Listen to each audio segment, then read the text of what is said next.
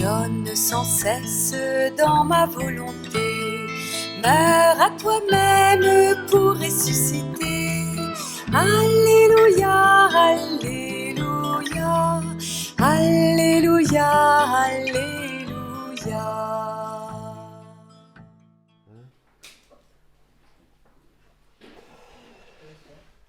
Honneur, gloire et louange à la Sainte Trinité. Amen. On va continuer. Alors, la divine volonté, j'y suis ou j'y suis pas, hein? Bonne question. Alors maintenant, résumons un peu cette activité de Jésus. Qu'est-ce que fait Jésus? Quelle est sa première activité en venant sur terre?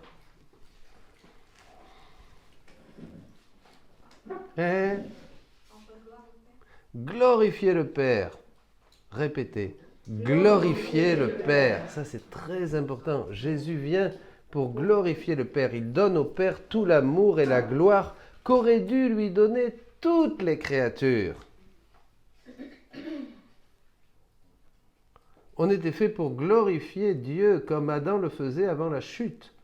Tout ce que faisait Adam, même une moindre respiration, un mouvement de tête, un clignement des yeux, je ne sais pas, tout chantait la gloire de Dieu, tout revenait à Dieu, à Adam, voilà, c'était merveilleux. Et après, non, après la chute, on n'a plus. Et donc il s'agit de restituer au Père tout ce qu'il mérite. Personne ne s'est préoccupé de faire ça jusqu'à ce jour, sauf Jésus.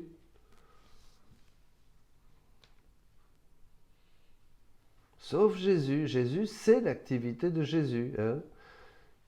Et l'autre partie de son activité à Jésus, c'est quoi? C'est nous sauver. C'est faire du bien aux créatures, nous sauver entre autres. Hein? Ça, c'était le plus facile pour nous, lui, de nous sauver. Pas compliqué. Hein? Mais par contre, refaire l'homme, ça, c'est faire du bien aux créatures. Hein? Le Père, en recevant tout ce que les créatures lui doivent, qu'est-ce qu'il va faire? Eh bien, il va correspondre en grâce, en don, en charisme et en amour. Chaque fois que vous prenez toutes les créatures, hein, réparer leurs actes, leurs regards, leurs paroles, et ça, vous donnez tout ça au Père, hein, c'est toujours nouveau. Hein, c'est jamais, il ne va pas dire, ah, encore, il me donne la même chose. Hein, non, c'est toujours nouveau. Ben, le Père vous correspond en grâce, en lumière. C'est pour ça qu'on grandit. Hein, au fur et à mesure qu'on fait nos actes, on grandit dans la divine volonté. Hein. Bon, mais Dieu ne peut pas tout donner, ne peut pas donner tout cela à la créature, qu'elle ne se présente pas encore devant lui. Donc c'est Jésus qui va recevoir tout cela. C'est le premier. Hein, c'est Jésus qui va recevoir, qui va faire ça au nom de toutes les créatures, et il va recevoir tout cela pour nous. Hein. Il donne au Père en mon nom et en notre nom à tous. Hein. Tout cela, ensuite, est déposé en Jésus pour que ce soit Jésus, hein, dans la mesure où je me dispose, hein, Jésus qui va me donner toutes ces grâces. Il est le médiateur. Il est le médiateur, hein, entre Dieu et les hommes. Bon, bien sûr, après, Jésus va déposer tout ça où? Non. Non. Dans la Vierge Marie. C'est Marie la médiatrice. Donc évidemment, hein, Jésus ne fait rien sans Marie. Et ça, c'est extraordinaire. Donc toutes ces grâces, hein, elles vont passer par Marie, qui est le cou entre la tête et le corps, disait Saint Bernard. Hein, il y a un cou. Hein, Marie, c'est la médiatrice. Bon.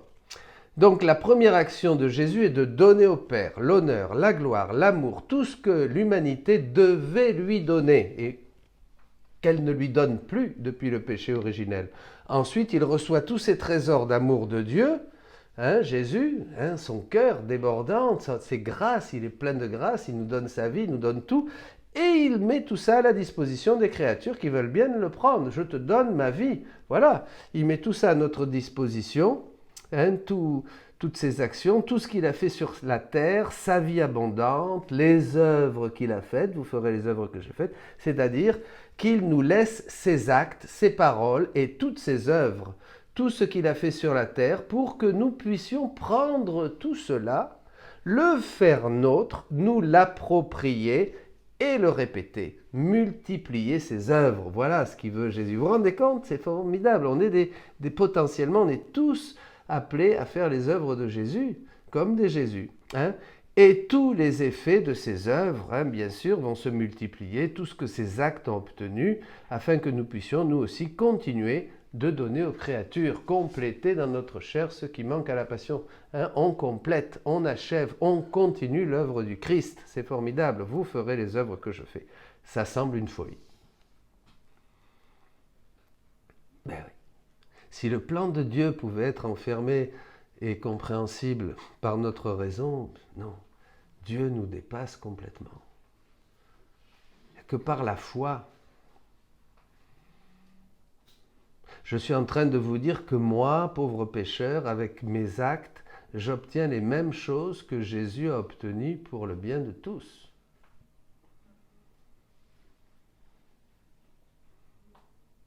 Toi, avec tes actes, tes petits actes, pas la peine de faire de grandes choses. Un jour, Jésus dit à Louisa, mais qu'est-ce que ça peut me faire que tu... Parce que Louisa dit, mais je ne fais que des petites choses, je fais rien. Et je lui dis, mais moi, qu'est-ce que ça m'intéresse que tu fasses des grandes choses? Je te donne que des petites choses. Comme moi, je faisais la même chose. J'allumais le feu, je balayais. Vous voyez? Avec tes petits actes, avec mes petits actes, j'obtiens les mêmes choses que Jésus a obtenues pour le bien de tous. Si cette parole est trop dure pour certains, vous pouvez arrêter l'enseignement et faire comme ses disciples, qui a dit, mais non, c'est trop dur, là, c'est du délire, allez, ça suffit, et beaucoup l'abandonnèrent, allez, basta. Mais non, cette doctrine n'est pas de moi, dit Jésus. Et moi je dis la même chose, et Louisa dit la même chose. Cette doctrine n'est pas de moi. Vous allez donner dans la divine volonté aux créatures tous les biens que Jésus a obtenus du Père, pour le bien de toute l'humanité et toutes les générations. C'est fou, oui c'est fou, c'est divin. La folie de Dieu.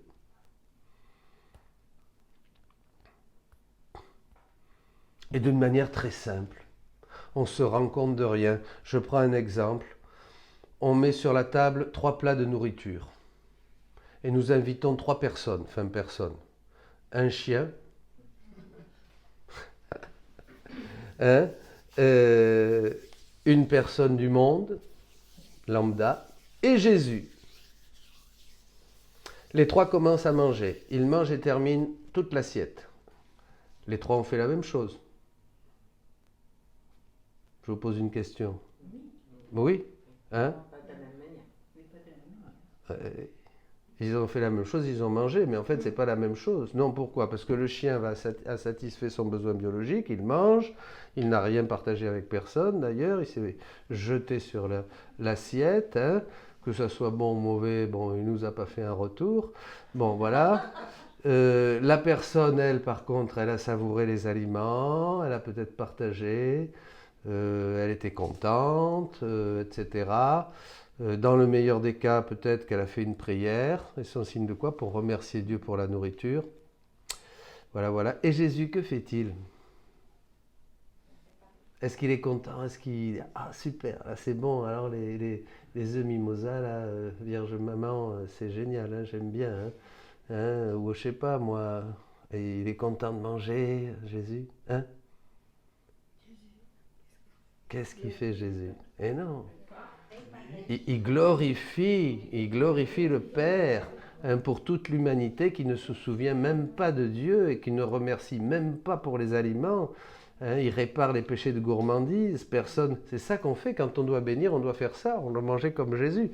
Personne ne va dire merci à Dieu pour ses aliments. Tout le monde, voilà. Aujourd'hui, nous avons notre ventre comme Dieu, dit saint Paul. Ils n'ont d'autre Dieu que leur ventre. Vous vous rappelez cette phrase de saint Paul? Jésus va dire au Père, je t'aime pour cet aliment, et il va le faire au nom de tous. Je t'aime pour cette saveur. La divine volonté, c'est la saveur dans l'orange, dans un avocat, dans un kiwi, dans un plat. Cette saveur, c'est la vie. En lui, nous avons la vie. Tout ce qui est vie, c'est la divine volonté. C'est cette activité créatrice, conservatrice et nourricière qui se donne à nous à travers tout ce qui nous entoure. Bon, Voilà, je t'aime pour cet aliment, mais surtout il va payer au Père cette faute, ce péché de gourmandise ou ce manque d'action de grâce au nom de tous. Et c'est comme ça que nous... Vous voyez la finalité? C'est plus faire un bon petit plat, bien se régaler, voilà, c'est génial. Mais oui, je sais, hein, on mange, ah, ça c'est bon, et puis on va causer de la nourriture. Ah, mais tiens, ça, ce pâté il est meilleur, celui-là il est très bon, tu vois. Ben ouais, on fait tout ça. Pardon Seigneur, je répare pour toutes les fois où je parle de la nourriture, de la bouffe, du bon vin, ici et là. Là, là, Seigneur, pardon. Vas-y, dépouille-moi, Seigneur, rends-moi pauvre. Apprends-moi à faire les choses que tu fais. Vous voyez, il ne faut pas se décourager. Il ne faut pas se décourager. C'est sûr que dans la divine volonté, il faut parler peu. Il faut être. On est là. C'est une vie. Notre vie intérieure prend tellement de place qu'on n'a pas le temps de faire les idiots. On n'a pas le temps de s'occuper de balivernes. On n'a pas le temps de perdre son temps à écouter des sottises. Vous voyez ? Parce qu'on est pris de l'intérieur. Plus vous allez entrer dans la divine volonté, plus vous allez être des gens simples. Et vous allez transmettre cette simplicité, cette transparence, cette douceur, cette beauté aux autres. Là, ils verront qu'il y a quelque chose. Vous n'aurez pas un chapeau divine volonté, cénacle de Pétaouchnok, hein, mais ils vont voir quelque chose. Bon. Donc 3 actions qui sont semblables extérieurement, mais complètement différentes au plan spirituel. Vous agissez au plan spirituel comme Jésus. Jésus est venu pour ça, pour nous apprendre à agir divinement. Il n'est pas seulement venu pour nous sauver. Il le dit d'ailleurs que s'il était venu seulement pour nous sauver, il ne serait pas venu. Il dit dans le livre du ciel. Non, je ne sais pas, dans les volumes 30. Et parce qu'il est venu pour reprendre le plan du Père, le projet initial de Dieu. Vous avez ça dans les derniers enseignements, qui a été interrompu. C'est ça qui intéresse Jésus. C'est reprendre vraiment le plan de Dieu pour l'amener à sa fin et que l'homme glorifie Dieu comme il le glorifiait quand il est sorti des mains créatrices de Dieu. Voilà. Alors bon, voyez, en ce qui nous concerne, on ne peut pas être attentif à tous les actes que nous faisons. Je ne peux pas être attentif à chaque respiration, à chaque acte de mon organisme, parce que dans la divine volonté, c'est pas seulement les choses. Là, je parlais avec quelqu'un, là, juste avant, mais c'est tous tes actes qui sont divins. Même ta digestion, même tout ça. Quand on est dans la divine volonté, tout en nous. Même les actes naturels. Eh oui, vous le saviez ça. Voilà, donc on ne peut pas être attentif à ces millions et ces millions de cellules qui se reproduisent. Je peux avoir conscience, je ne peux pas avoir conscience de tous mes actes, je ne peux pas avoir la présence d'esprit de faire tous ces actes dans la divine volonté, mais la divine volonté, elle connaît tous mes actes, elle embrasse tout, elle ordonne tout. Et si elle fait tout cela, chaque acte de mon organisme devient un acte divin. Ne vous inquiétez pas. Nous ne savons pas faire de choses compliquées. Le seul point important, c'est l'intention, qui est l'âme de l'action. L'intention. J'ai l'intention de te glorifier, vous dites ça le matin, j'ai l'intention de te glorifier à chaque battement de mon cœur jusqu'à la fin de cette journée. Et demain, je recommencerai jusqu'à la fin de ma vie pour que chaque battement de mon cœur te glorifie et te dise « je t'aime » au nom de tous. Vous l'avez dit. Une fois que vous l'avez dit, c'est dans la divine volonté, dans votre volonté et dans la divine volonté. Vous comprenez? La divine volonté est un réservoir, un dépôt. Tout ce que vous engrangez dans votre volonté, c'est un acte.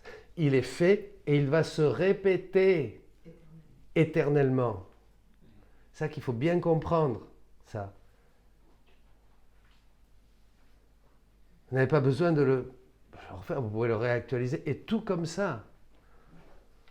Il faut bien voir que c'est le point le plus important. Tous mes actes doivent répéter et actualiser les actes de Jésus. C'est d'ailleurs ce que nous dit le catéchisme au numéro 521. Et je vais le lire, parce que ça, il faut Catéchisme. Tout ce que le Christ a vécu, il fait que nous puissions le vivre en lui.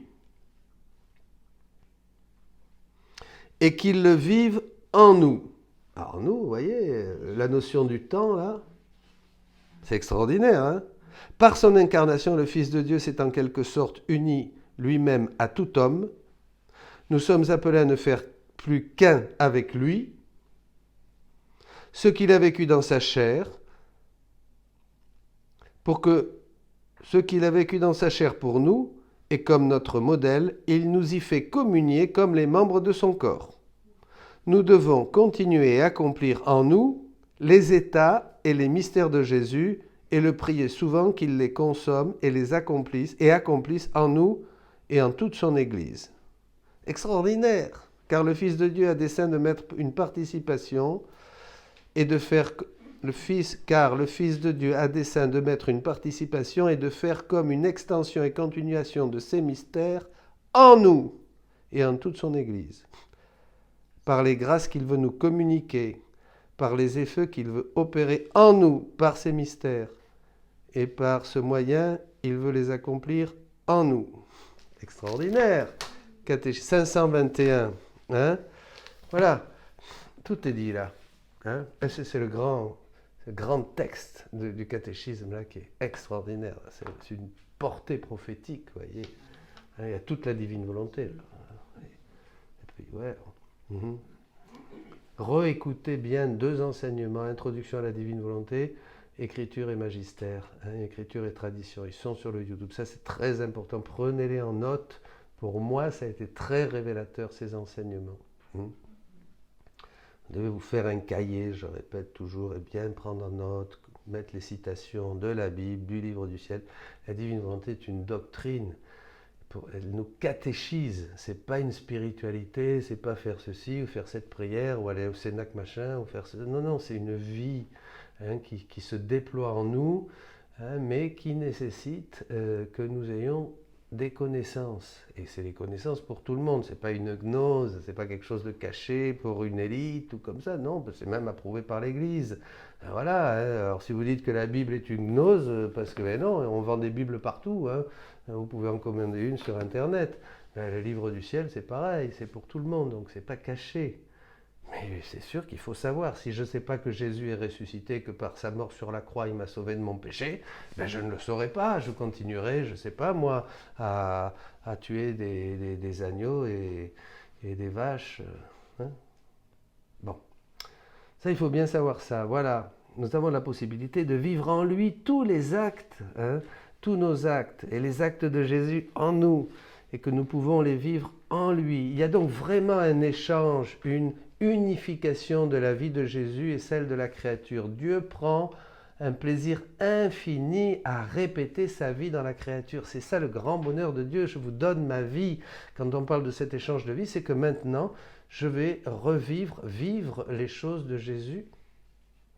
Tous ces actes de Jésus qui sont qui sont toujours en acte de se donner, tout ce qu'a fait Jésus, ben je vais le prendre en moi, je vais me l'approprier, je vais mettre mon petit je t'aime, je vais le renvoyer au Père, et je vais diffuser sur toutes les créatures le bien de ces actes. Vous voyez, c'est ça la vie dans la divine volonté, c'est très simple. C'est une vie. Il est infiniment heureux, notre Seigneur, et le grand gagnant, et rien ne lui fait plus plaisir. Rien ne lui fait plus plaisir. Ne croyez pas qu'il y a une prière, une pratique, une chose que vous pouvez faire, ou une croix, ou une icône que vous pouvez acheter qui va lui faire plaisir. Non, rien ne lui fait plus plaisir que de pouvoir en vous répéter sa vie. C'est simple. Il est en train de retrouver avec ça la finalité de son plan. Vous êtes des dieux, hein, que la créature arrive à ce moment de la création, à ce que voulait Dieu quand il l'a créé, avoir une créature avec laquelle il peut partager, il peut échanger, il peut communier, il peut révéler son cœur, il y a un je, tu, je, voilà, partager ses actions, tout ça, voir ses actions dupliquées, multipliées, et voir tout ce qu'il a fait, comme dit le catéchisme, qui se multiplie en toi, hein, maintenant, Tout ça, c'est offert par cette créature. Mais comme si ça venait de la créature, c'est-à-dire que Dieu fait que vous, par exemple, votre nom, Martine, il va recevoir de Martine ce qu'il a fait, mais c'est comme si c'était de Martine.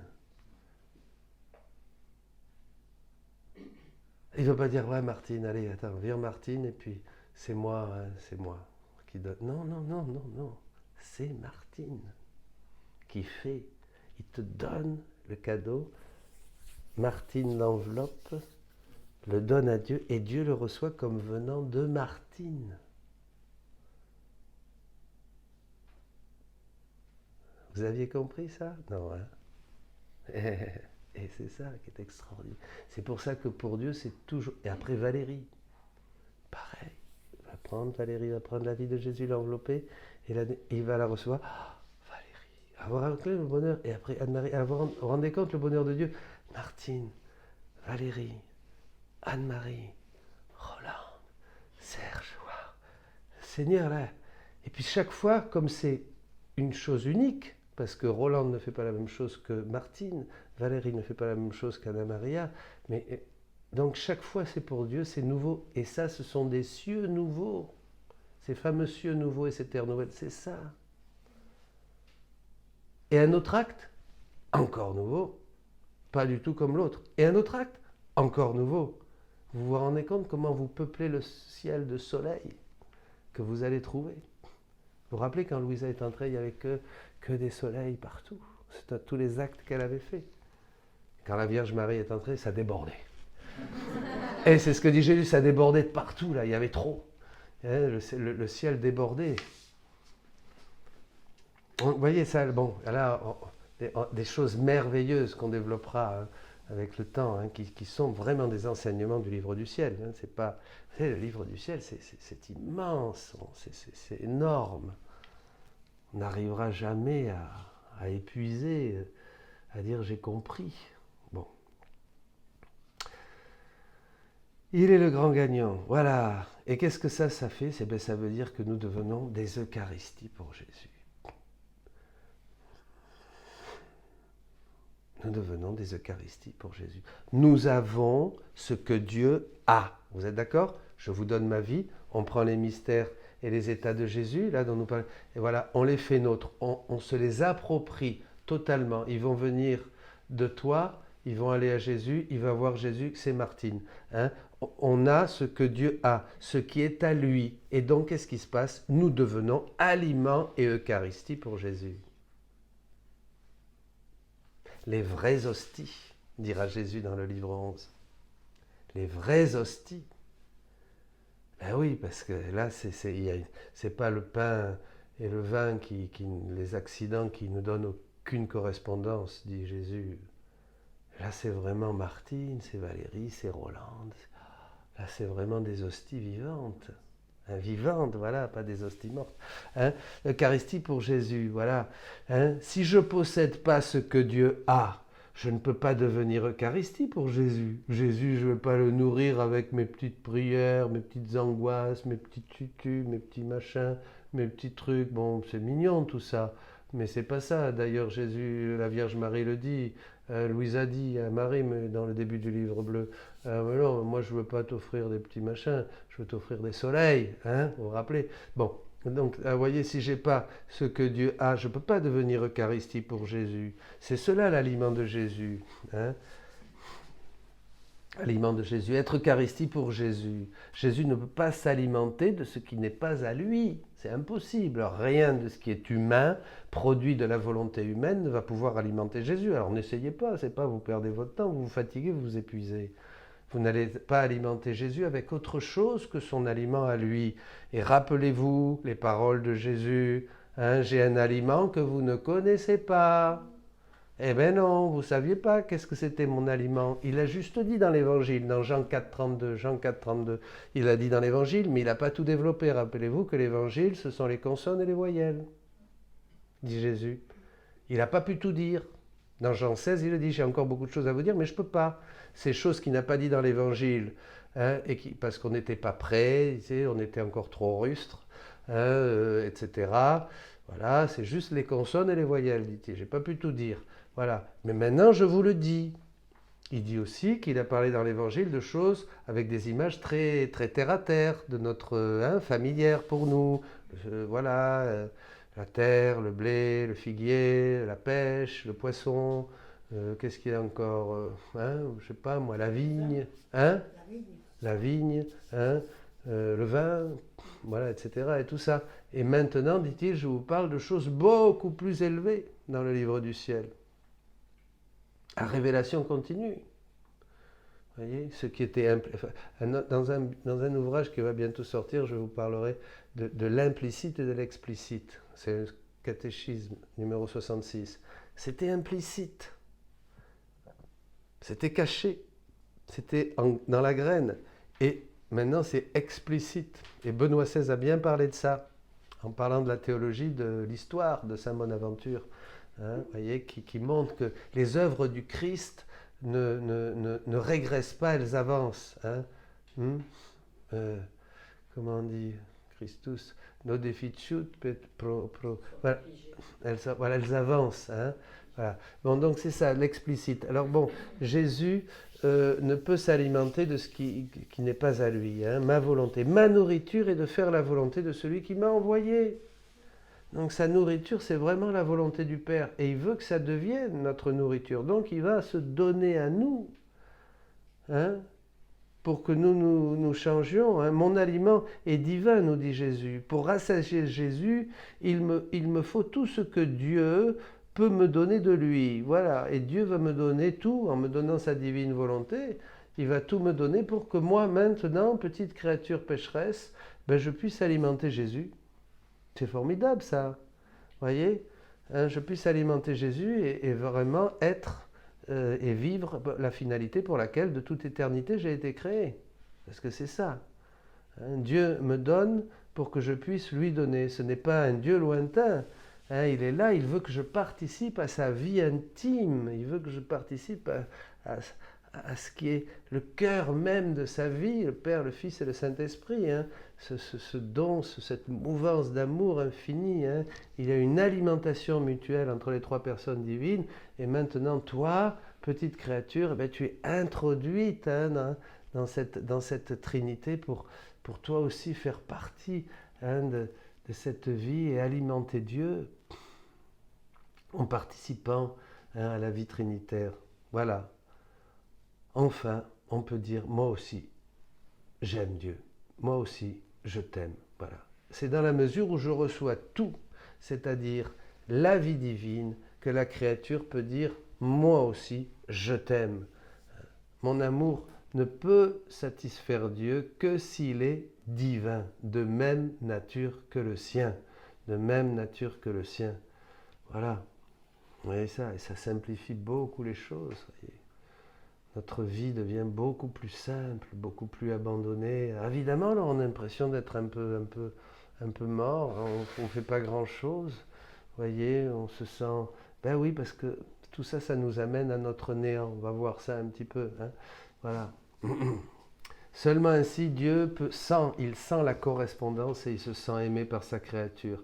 Et tout cela fait boule de neige parce que Dieu reçoit et redonne à la créature, mais avec un plus. La créature redonne à Dieu, avec plus encore, puisqu'elle a reçu ce que Dieu lui a donné dans un premier retour. Elle prend ce que Dieu lui donne, elle le vit, elle le met en marche de nouveau et le donne à Dieu. Mais avec ce qui est à elle, c'est-à-dire avec plus. Et Dieu reçoit, se complaît dans ce don, il est ravi, puisqu'il se trouve Dieu, bien sûr, ce don que lui fait la créature, il la paye avec de nouvelles grâces, il la bénit avec de nouvelles grâces, de nouveau il déverse dans la créature, il lui donne de nouveaux dons, de nouvelles grâces, et ainsi de suite, et ça fait boule de neige. Donc c'est de plus en plus intense, c'est de plus en plus grand, c'est de plus en plus beau, et ainsi de suite. Et tout cela dans un de toi à moi. Jésus est en nous. Il n'y a pas, c'est pas une visite seulement, il est là. Vous voyez, il est là, il est là. Vivre dans la divine volonté, c'est vivre avec l'humanité de Jésus en nous. C'est un Jésus en nous, comme au début de la création quand Jésus se met en nous. L'arbre de vie, il est dans le paradis, vous vous rappelez? Il y a deux arbres, l'arbre de la connaissance du bien et du mal et l'arbre de vie. L'arbre de la connaissance du bien et du mal, c'est la volonté humaine qui va pécher, bien sûr, mais reste l'arbre de vie. Quand Dieu dit vite, sortons-le du paradis pour pas qu'il étende la main et prenne le fruit de l'arbre de vie et vive pour toujours. Maintenant qu'il connaît le bien et le mal, que l'homme est comme l'un d'entre nous, vous vous rappelez? Et parce que l'arbre de la vie, c'est Jésus. Celui qui mange ma chair et boit mon sang a la vie. Vous vous rappelez? Eh oui, c'était ça, bien sûr. Et oui, Jésus est dans l'homme. L'homme est le paradis de Dieu. Il y a les deux arbres et cet arbre qui a un fruit qui donne la vie éternelle, c'est Jésus. Celui qui mange ma chair et boit ma chair et boit mon sang aura la vie éternelle. Vous voyez? Eh oui, ça c'est des choses qu'on ne voit pas, qu'on commence à voir quand le livre du ciel, qui nous donne 2000 watts de lumière sur tout le mystère chrétien, évidemment, nous commence à nous enseigner. On découvre des choses de plus en plus belles. La Bible, la révélation publique, la Bible et les évangiles deviennent lumineux. Bien sûr. Voilà, c'est vivre avec l'humanité de Jésus, c'est vivre avec un Jésus pour chacun de nous, un Jésus en nous. Vivre dans la divine volonté, c'est vivre la vie intérieure de Jésus, la vie intérieure de Marie. Donc c'est vivre, voilà, Adam vivait dans la divine volonté, et bien sûr Jésus était en lui. Et on peut imaginer que la venue de Jésus aurait été rapide s'il n'avait pas péché, ce temps intermédiaire, je ne sais pas. Maintenant, c'est long, et ce chemin très long pour restituer l'homme à son point d'origine. Si on n'avait pas péché, ça aurait été peut-être plus rapide. Et Jésus, en plus, il serait venu pour régner, pas pour souffrir. Il est venu pour souffrir parce qu'il a dû changer. Comme c'était décrété, dit-il, qu'il devait venir, il est venu, il nous dit... Mais il n'est pas venu avec des vêtements de gloire, avec les anges, pour régner avec Adam et tous les enfants. Et toute sa famille, comme roi des rois, il a dû se vêtir de couronne d'épines, se couvrir de sang, les mains percées. Il est venu pour se faire frère des hommes et souffrir. Vous voyez, ça a changé, mais il vient. Maintenant, nous attendons qu'il vienne pour régner. Voilà. Alors, vivre dans la divine volonté. C'est d'abord un je tue, je prends en charge la vie de Jésus, je vais m'occuper de Jésus, je vais voir ce qu'il fait, je vais faire la même chose, je vais le copier, je vais répéter sa vie, je vais m'occuper de ses intérêts à lui et pas des miens, je m'en fiche des miens. Vous voyez, je vais m'occuper de ses intérêts à lui, réparer, copier, je vais faire ce que fait Jésus. C'est ça qui doit vous prendre la tête et le cœur. Voilà, là vous allez être vraiment dans la prière, là vous allez être vraiment dans l'onction du Saint-Esprit. Vous faites, vous cherchez, vous faites tout pour faire plaisir à Jésus, vous faites ce qu'il fait puisqu'il vous donne tous les moyens pour pouvoir le faire.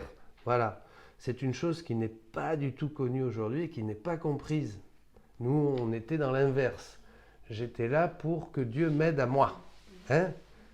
Pour que Dieu m'aide à moi. Pour que Dieu m'aide à moi à être plus saint, à être plus vertueux, à bien faire ça, bien me confesser. Je priais la Vierge Marie pour être plus saint, pour aimer plus Jésus. Moi. Vous voyez, c'était bien, c'était bien. C'est un gros changement. Mais que moi, maintenant, je dois prendre en charge la vie de Jésus. Rappelez-vous Jésus, devant Louisa, mais quoi, pitié, qu'est-ce que tu as pitié là? Qu'est-ce que tu veux? Regarde-moi. Je suis crucifié là. C'est toi qui me demande d'avoir pitié de toi? C'est toi qui dois t'occuper de moi. Vous devez vous occuper de Jésus, vous comprenez ça? C'est vous qui devez réparer Jésus, consoler Jésus, parler Jésus, soutenir Jésus. C'est fou ça, Dieu se fait tellement pauvre qu'il veut avoir besoin de vous.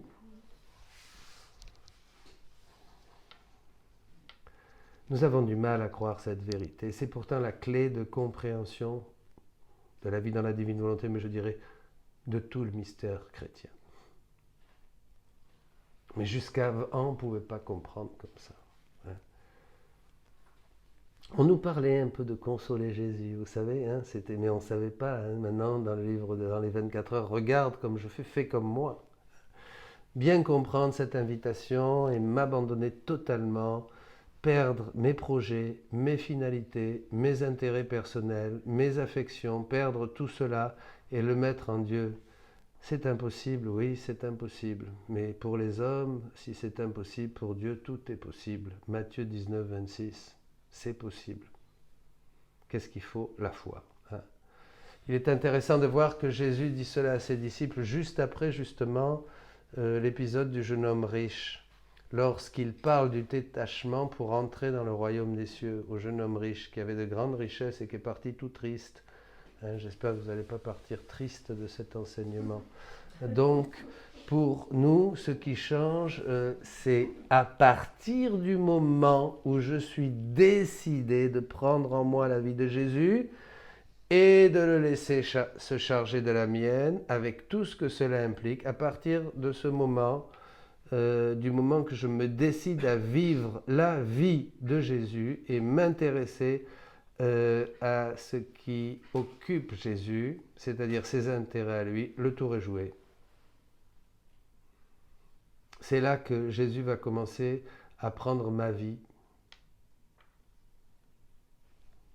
et à s'occuper de mes intérêts parce que ça va être les siens. On est tout en commun, un mariage sous le signe de la communauté de biens là. Hein.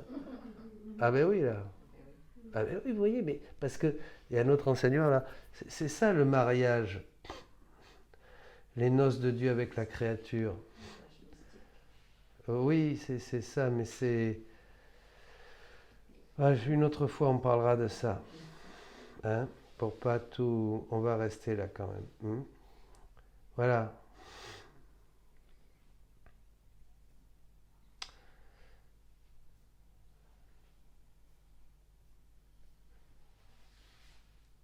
Donc voilà, nous voulons vivre dans la divine volonté, eh bien c'est cet échange de vie qui est le premier pas à faire. Comment savoir? Jésus dit à Louisa, sois attentive, sois attentive, sois attentive, sois attentive. Le martyr de l'attention du livre 6, au chapitre 71, je crois, très très important qu'on retrouve très souvent, Jésus dit ça à Louisa. Mais attentive à quoi? Attentive à vivre ma vie, sois attentive. Et là, il y a vraiment un renoncement. Parce que, alors, souvent, il y en a qui disent, ah oui, ils s'imaginent que vivre dans la divine volonté, c'est facile, c'est le chemin. Moi, je jeûne 2 fois par semaine, moi, je fais telle pratique, moi, je reste les bras en croix et tout ça. Mais tout ça, c'est la volonté humaine. Et ça veut, attention, parce que, il ne faut pas dire des choses... La Vierge Marie peut par exemple nous enseigner et nous demander de jeûner. C'est bien, mais elle nous prépare. Marie ne contredit pas Jésus. Hein? Moi, je dois reconnaître, j'ai jeûné pain et à l'eau. Hein, quand j'allais à Medjugorje, je jeûnais de mercredi et vendredi. Mais à côté de ça, j'étais insupportable. Ben oui, je faisais, enfin insupportable, je faisais ma volonté propre, quoi. J'avais ma vision, ma manière de gérer, ma pastorale, mes prières. Voilà, j'étais le petit chef. Vous voyez, j'étais pas mort, hein, vous voyez. Mais Marie nous prépare. Le jeûne normal, c'est pour épuiser hein, notre humanité, pour qu'on soit rendu, voilà, hein, qu'on arrive à ce qu'on a. Mais le plus gros des jeûnes, c'est jeûner de ma volonté humaine. Dans tous mes actes, mettre la finalité à Jésus. Alors là, si tu fais ça tout le temps, chaque instant, eh ben, tu peux te taper une côte de bœuf, mon frère. Et Jésus sera content, parce qu'en plus, même la côte de bœuf, tu vas la manger pour glorifier le Père et pour réparer pour tous ceux qui mangent par gourmandise. Et même si tu le fais le vendredi, ça ne va rien lui faire. Mais bien sûr, la glorieuse liberté des enfants de Dieu. Il n'y a pas de porte, il n'y a pas de clé, il n'y a pas de chemin. Attention, vous voyez, on est encore trop dans la loi et dans les machins, vous voyez. Mais essayez de renoncer dans chaque acte, Jésus demande, à votre finalité, votre projet, votre volonté humaine. Vous allez passer votre temps en silence et dans la prière. Et vous allez goûter, les anges vont vous servir. Hein? Jésus dit à Luisa, attentive à vivre ma vie, sois attentive à que ma divine volonté soit et court dans tous tes actes.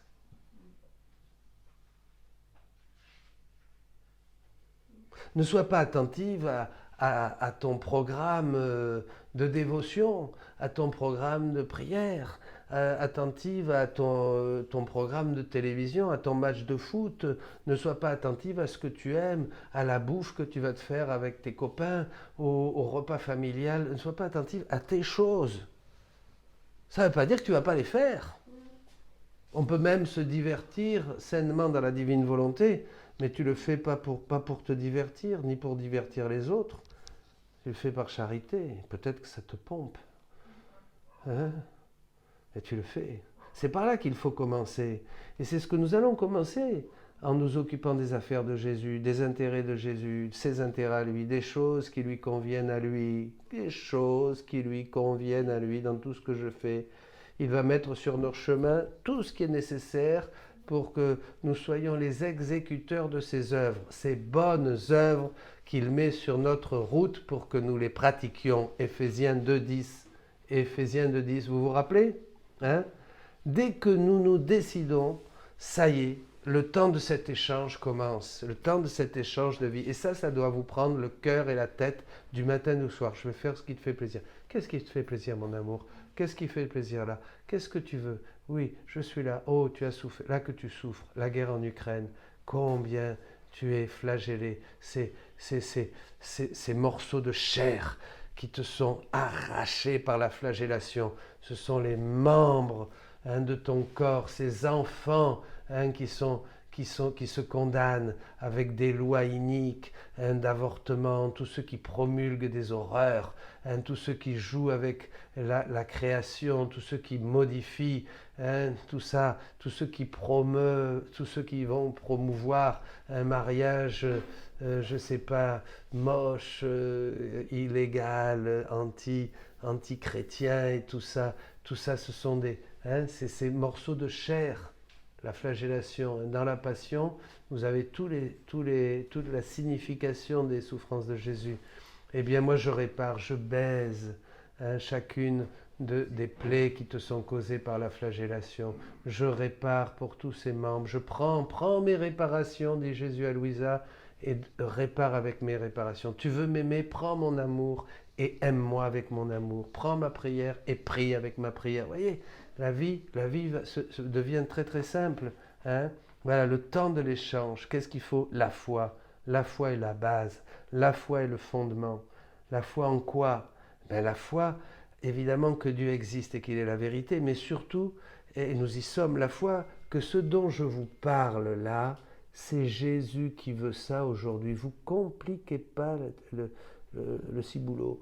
Hein? C'est Jésus qui parle. C'est le même hier, aujourd'hui, demain. Le Jésus de l'Évangile a continué à parler parmi nos saints pendant 2000 ans. Mais là, il nous parle d'une manière très claire et très explicite à travers les écrits de Louisa. C'est le livre du ciel. Hein. La foi, c'est ça, la crédibilité en Jésus. N'essayez pas de faire rentrer Jésus dans vos catégories rationnelles. Il est la vérité. Hein. Il est la vérité. Croire qu'il veut nous donner maintenant sa vie, sa divine volonté. Croire qu'il veut que je m'occupe de sa vie. Il va s'occuper de la mienne. Ne vous inquiétez pas. Et je dois juste m'abandonner. Pour terminer, de quoi a besoin donc Jésus? La parole. De mon néant. De mon néant. Ici, il faut développer un peu, on va terminer. Mon néant, c'est quoi? De quoi vivait Adam? De Dieu, vous êtes d'accord? Tout avait été préparé pour lui afin qu'il vive dans cette divine volonté et ne s'occupe de rien d'autre que de Dieu, d'accord? Adam ne s'occupait de rien d'autre que de Dieu. C'était un fils à papa. Il avait tout ce qu'il fallait. Il n'avait rien à s'occuper. Il avait tout, il était roi de la création, il avait les anges, il avait le bonheur, il avait tout, tout, tout, tout. Il s'était trop habitué à tout avoir, hein, justement. C'était un fils à papa, il se promenait dans le jardin, il avait une grande intimité avec le Seigneur, ils conversaient ensemble, voilà. Et à partir d'un moment, Adam est sorti du paradis. Il s'est retrouvé vide. Ils virent qu'ils étaient nus. Genèse 3,7. Il s'est retrouvé vide. Il vit qu'il était nu, c'est-à-dire sans les biens divins.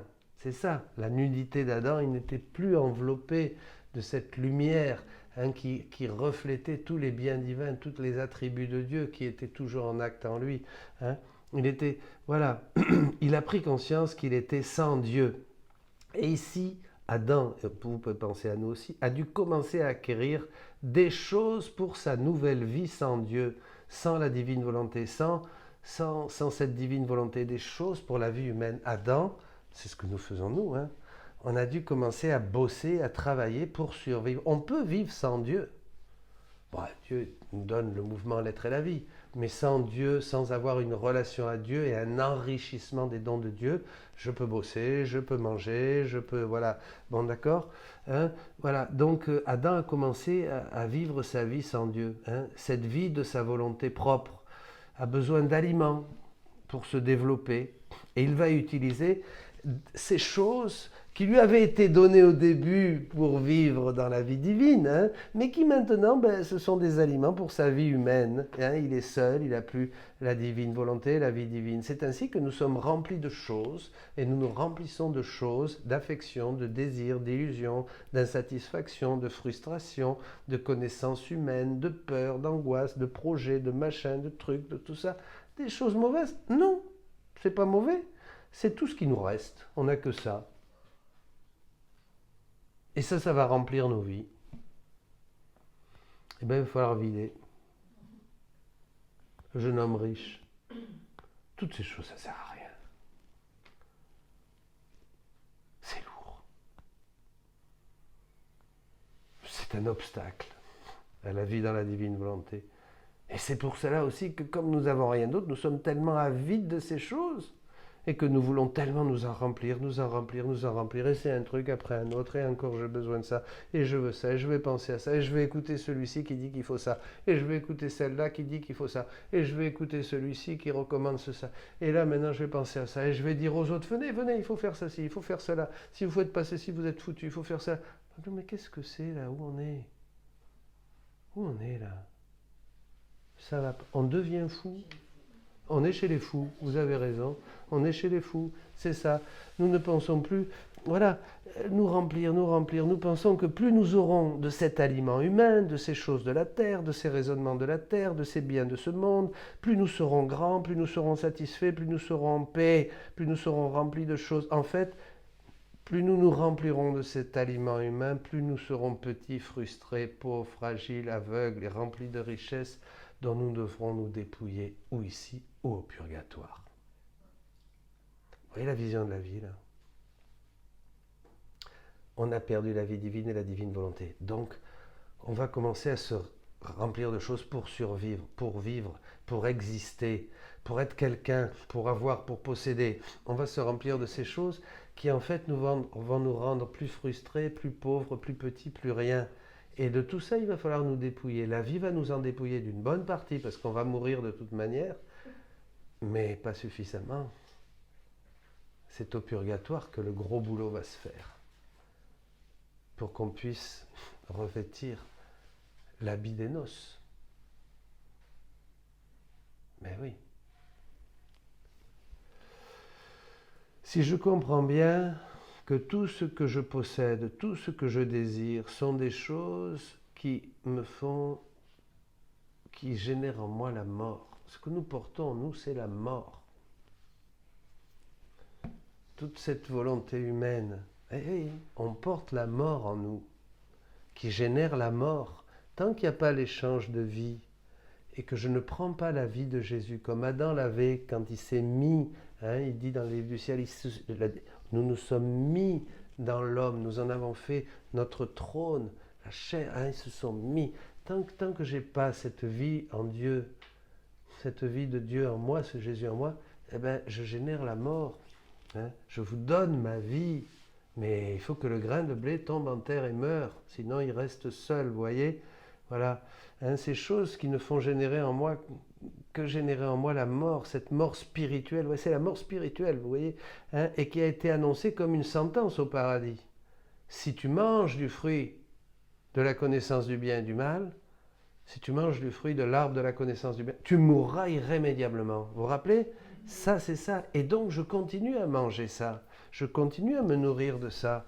C'est une mort que je continue d'alimenter, d'alimenter. Nous alimentons la mort continuellement. Vous êtes d'accord? Vous comprenez ça?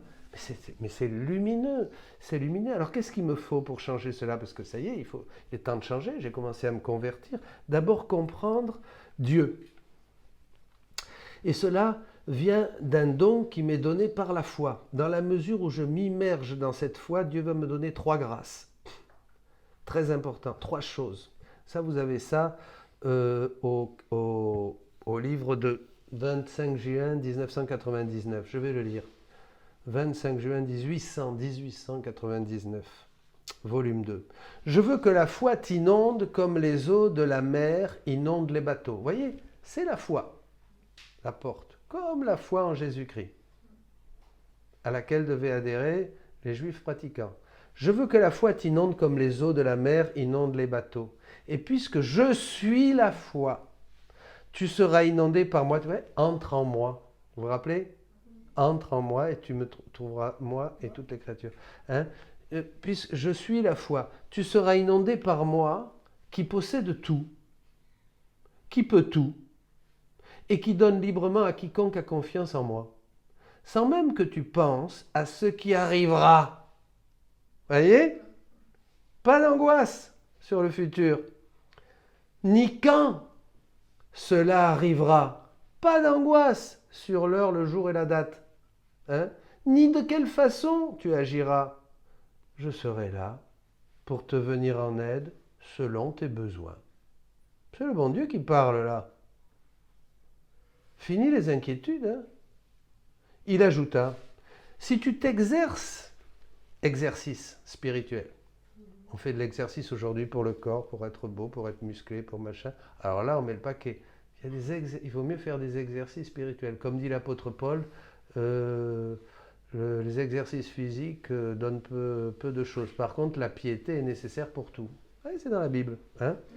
Bon, il ajouta, si tu t'exerces à t'immerger dans la foi, hein, alors, pour te récompenser, j'infuserai en ton cœur 3 joies spirituelles. Ah, ça, c'est important. D'abord, tu percevras clairement les choses de Dieu. Perception claire des choses de Dieu. Ça change beaucoup de choses. Hein. C'est le soleil qui se lève sur l'obscurité. Et en faisant des choses saintes, tu seras rempli d'une telle allégresse et d'une telle joie que tu en seras complètement imprégné. Poum! Alors là, bien imprégné dans l'onction. Deuxièmement, tu ressentiras de l'indifférence à l'égard des choses du monde et de la joie pour les choses célestes. Le monde ne t'attire plus. C'est fini. Ça te donne la nausée. Les choses célestes t'attirent. Troisièmement, tu seras parfaitement détaché de tout. Et les choses qui exerçaient autrefois un attrait sur toi deviendront des embêtements, ennuyeuses. Cela, je l'ai déjà infusé en toi pendant un certain temps. Ton cœur sera inondé de cette joie dont jouissent les âmes dépouillées, les âmes détachées, ces âmes dont le cœur est tellement rempli de mon amour qu'elles ne sont pas distraites par les choses extérieures qui les entourent. Les âmes tellement remplies de mon amour qu'elles ne sont pas distraites par les choses extérieures qui les entourent. C'est extraordinaire ça. Voilà. Comment commencer pour arriver à mon néant? Parce que Dieu va créer à partir de rien. Donc il faut arriver à le néant. Vous savez, Dieu crée à partir de rien. La foi, pénétrer les choses de Dieu, ça va me donner. Je comprends Dieu davantage, donc je l'aime de plus en plus. Je m'abandonne et je crois en lui, ça y est, c'est bon. Un ennui pour tout ce qui avant me plaisait, c'est fini, ça ne m'attire plus, rien ne m'attire. Et enfin, cet abandon total entre les mains de Dieu me fait arriver au parfait détachement, voyez. Et j'arrive à mon néant. Ce néant n'est pas quelque chose que l'on peut avoir par notre propre force ou par notre habileté humaine, comme dit Zacharie, hein, ni par ma force ni par mon habileté, mais par l'Esprit du Seigneur. Hein, c'est l'Esprit Saint qui va agir en moi, en toi, à travers cette foi dans laquelle tu vas t'immerger, parce que la foi c'est Dieu, la foi c'est Jésus, tu entres en Dieu. Vous comprenez, c'est très simple, c'est très pur. Nous ne savons pas faire de choses compliquées. Voilà, hein, voilà, mais seulement bon. Donc, seulement par l'abandon. Comment arriver à cela? L'abandon qui est un don de Dieu. Comment s'abandonner? Tu t'abandonnes. Et comment tu t'abandonnes. Et je m'abandonne. Tu t'abandonnes. Ah, d'accord. Ok, j'ai rien compris, mais tu as tout compris. Voilà.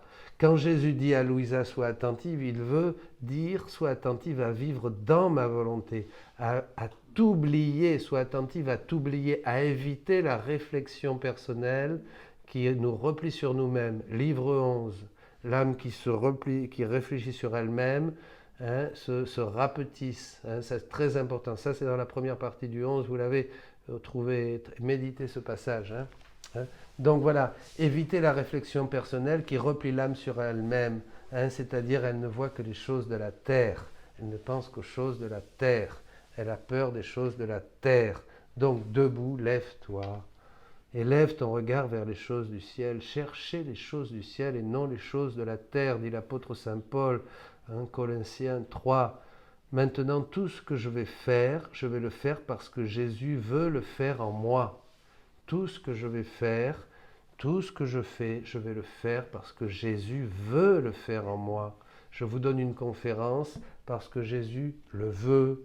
Je vais donner une retraite ou faire autre chose parce que Jésus veut le faire en moi. Et moi, où suis-je? Nulle part. Ça ne m'intéresse pas. J'attends même pas que vous vous convertissiez à la divine volonté. Je prête mes actes à Dieu. C'est tout. Voilà, je prête mes actes à Dieu. Si vous vous convertissez, alléluia, je serai content, hein, parce que ça va se diffuser davantage. Voyez, ce n'est pas moi qui veux, ce n'est pas moi qui veux le faire. Pourquoi travailler? Pour donner vie à la divine volonté, à tous mes actes, qu'elle puisse se déployer dans mes membres, dans mes organes, dans mes yeux, dans ma vue, dans mes mains, dans mes pieds, dans ma bouche. Hein. C'est ce travail qui me fera obtenir... Hein, qui va laisser Jésus, hein, se charger de ma vie. Ce que ce travail me fera obtenir, je le laisse à Jésus. Ça ne m'intéresse pas. Le reste, moi je fais. Vous voyez le néant dans lequel on arrive? C'est ça. Ça, c'est le fruit du jeûne. Si votre jeûne, hein, qui au départ part de votre volonté et que vous arrivez là vous arrivez vraiment à tout. Et après, vous pouvez tout avoir. Je prends juste en charge sa vie à lui. C'est lui. Je veux glorifier le Père comme Jésus. En faisant ça, en vous parlant, je veux glorifier le Père à travers ce travail que je fais. Voilà, c'est tout. Je cherche rien d'autre. Je veux rien d'autre. Rien ne m'intéresse. Et si quelque chose me vient, je dis allez, dégage. Allez, tu t'es là pour glorifier Jésus, idiot. Tu es là pour glorifier le Père, idiot. Tu es là pour réparer. Tu es là pour voilà, c'est tout. Tu es rien. Tu es rien, Jésus. Aide-moi à être rien, à être encore moins que rien et arriver à mon néant. Voilà, c'est ça. Dans toutes mes activités, je veux seulement donner vie à la divine volonté. Hein. Voilà. Je ne cherche pas. Comme le médecin, il va s'occuper du patient, sa finalité. Hein, s'il veut vivre dans la divine volonté, c'est pas de donner un bon diagnostic ou de trouver le bon remède. Je travaille, mais pas pour obtenir de l'argent ni pour mes besoins. Mais ma finalité, dans tous mes actes, est de donner vie à la divine volonté. Moi, je ne suis rien. Voilà, c'est tout. Ce qui est important, c'est ce qui se passe, ce qui est caché. Hein. Répéter la vie de Jésus, multiplier tous les effets de la vie de Jésus. Plus que cela, on ne peut rien faire de plus. Et ce qui va se passer autour de moi, c'est que les gens voient que peut-être je change. Ouais. Je me mets moins en colère, je déprime moins. J'ai moins de peur, je suis plus dans le silence, je suis plus dans la paix. À travers tout ce qui se passe, je suis moins stressé. Voilà. Pourquoi? Parce que je vis dans la divine volonté de plus en plus. Voilà, c'est ça. Amen. Alléluia. Soyez bénis.